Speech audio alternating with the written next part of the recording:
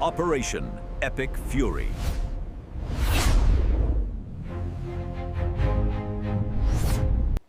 Donald Trump just said Iran doesn't have an air force, a navy, anti-aircraft equipment, radar, or practically anything else. And Democrats still want you to believe that Tehran came out stronger. Stronger? After Trump's blockade choked off the regime so hard that even the press admitted it brought Iran to the table more than before? See, that lie just blew up. Because this is not some paper piece cooked up by Barack Obama's old appeasement cult. Trump smashed Iran's war machine, boxed in the region, and now he's heading to Camp David instead of a vanity weekend in Florida. That tells you exactly how serious this moment is.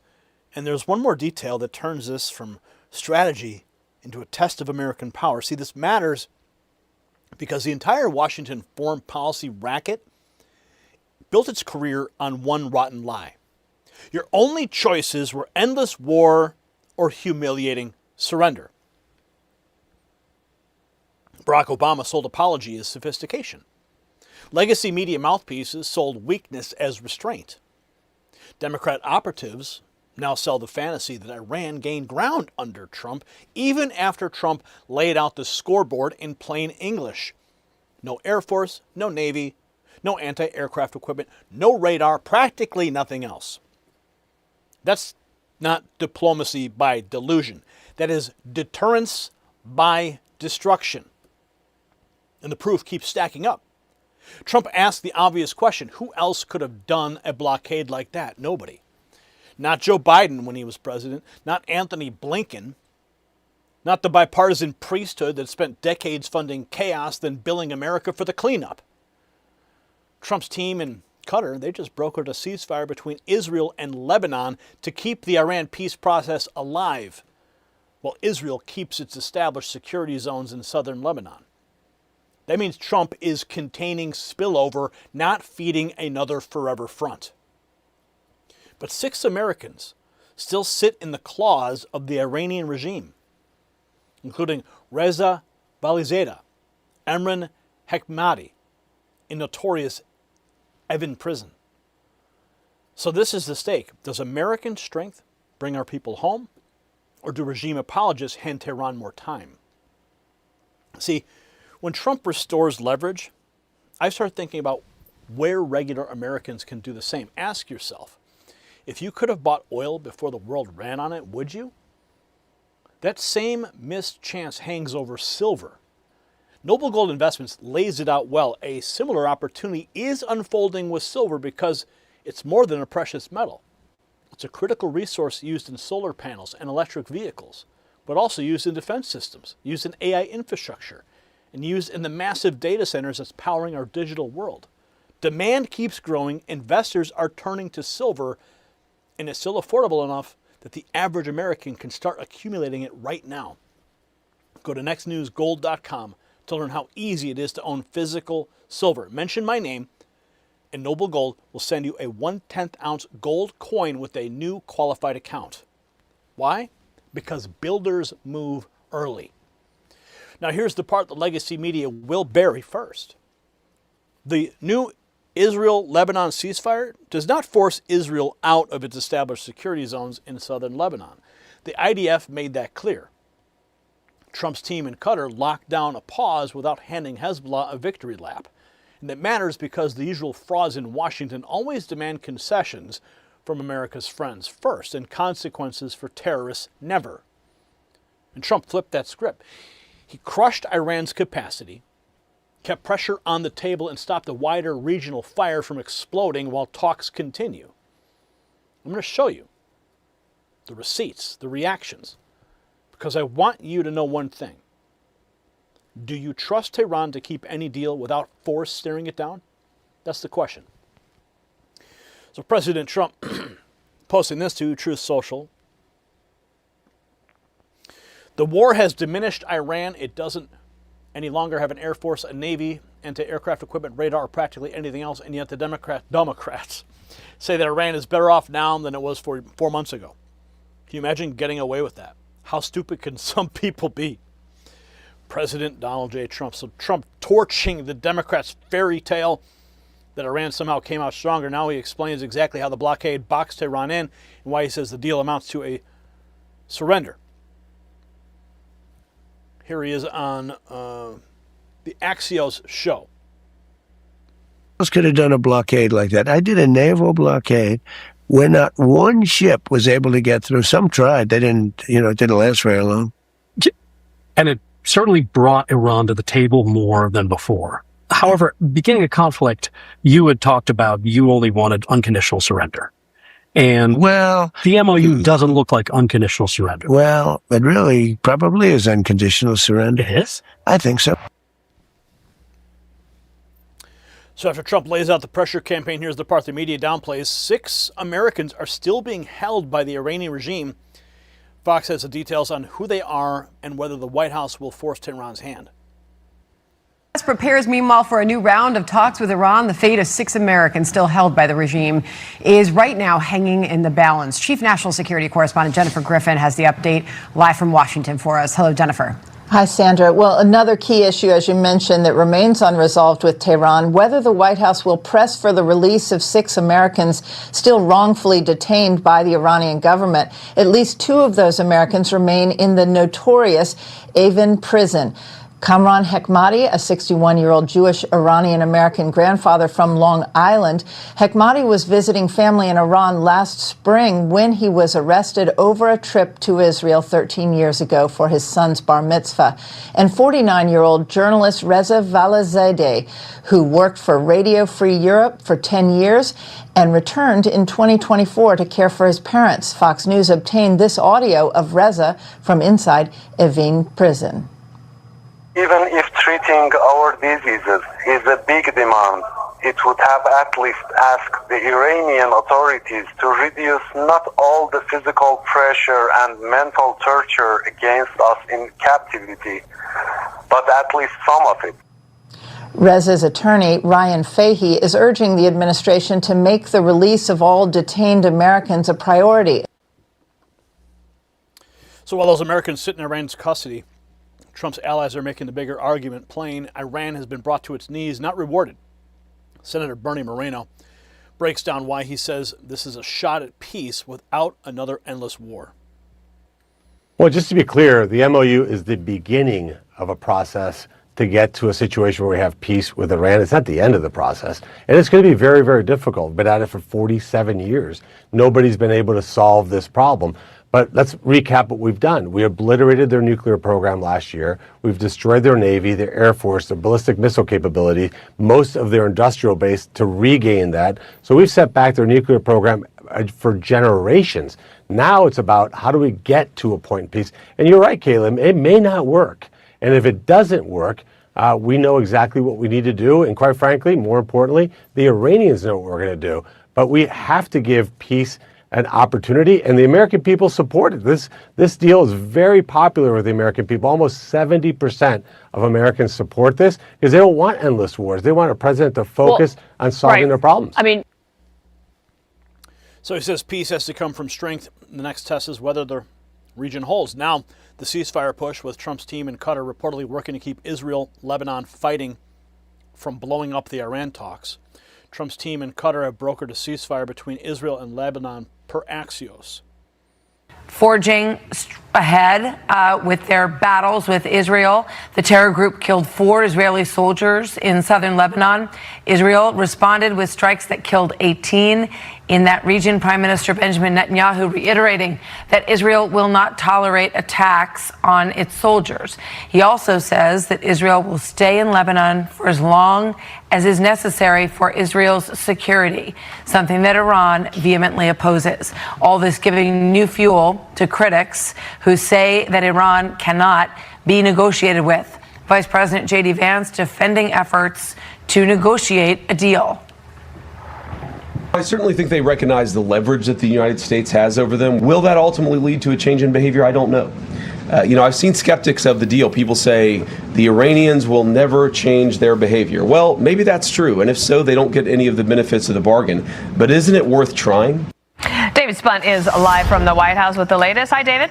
Hi, good morning, Dana. President Trump is here at the White House. No public comments right now from him on what's going on between Israel and Lebanon specifically. He will head to Camp David in just a few hours for the weekend, and the vice president's office putting out a statement about that trip to Switzerland that was canceled. I want to read it in part. It says the logistics of these negotiations have never been simple or predictable. As now the vice president is not departing tonight, we will let you know as soon as we have a concrete update about the next steps. We look forward to beginning technical talks as soon as possible. But as his office mentioned, those logistics, we've learned about those 4 Israeli defense soldiers who were killed by Lebanese forces. Israel retaliated. The president yesterday, meaning Trump, noted he expected a complete ceasefire, including Lebanon and Israel. In the last 20 minutes, he posted, "We didn't meet out of desperation. Iran did. They are finished. We'll play out the 60 days.